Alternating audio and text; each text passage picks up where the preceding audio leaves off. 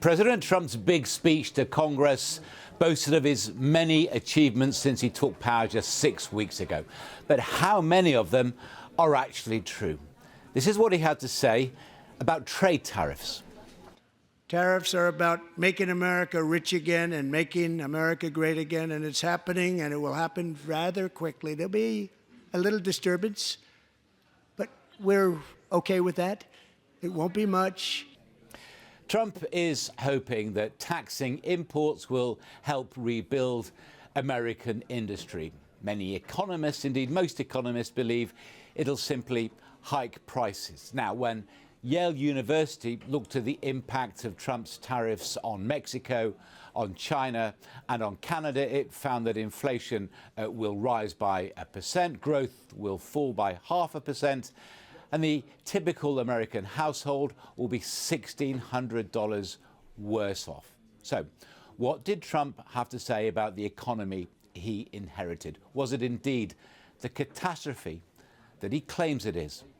Among my very highest priorities is to rescue our economy and get dramatic and immediate relief to working families. As you know, we inherited from the last administration an economic catastrophe and an inflation nightmare. Well, let's have a look at the official figures.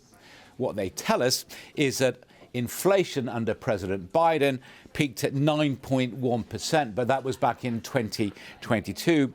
And the unemployment rate fell to a low of 4% in January this year, and that the economy expanded by a healthy 2.8% last year. Americans were a little wealthier. So at best, Trump's claims are, well, contestable. Now, on immigration, Trump claims to have brought in the most sweeping and effective immigration controls in American history. This is what he said last night.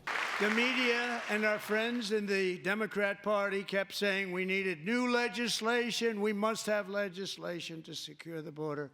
But it turned out that all we really needed was a new president. Well, it is true on the official measure that the number of people apprehended at the border in the last 10 days of January this year was 85% down on the figure for the corresponding period last year. But overall, Trump inflated the number of people he claimed had entered the country illegally during the presidency of Joe Biden. Over the past 4 years, 21 million people poured into the United States. Many of them were murderers, human traffickers, gang members, and other criminals from the streets of dangerous cities. Well, in fact, U.S. Customs and Border Protection says the true figure is a little under 11 million, and there is absolutely no evidence that neighbouring countries are sending their criminals or people with mental illnesses across the border. But outside America, probably the most important section of the speech was that bit devoted to Ukraine and a potential peace deal with Russia. Meanwhile, Europe has sadly spent more money buying Russian oil and gas than they have spent on defending Ukraine, by far. Think of that. They've spent more buying Russian oil and gas than they have defending. And we've spent perhaps $350 billion, like taking candy from a baby. That's what happened.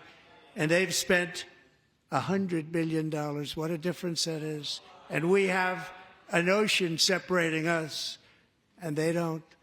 Well, that is simply not the case. According to the Kiel Institute, which keeps accounts of these figures, America has devoted a little over $114 billion to Ukraine, while from Europe the figure is more than $132 billion. The question is whether any of this really impacts Trump's popularity. According to one poll taken after the speech of those watching, well, on balance, most people had a favourable view of what their president had to say.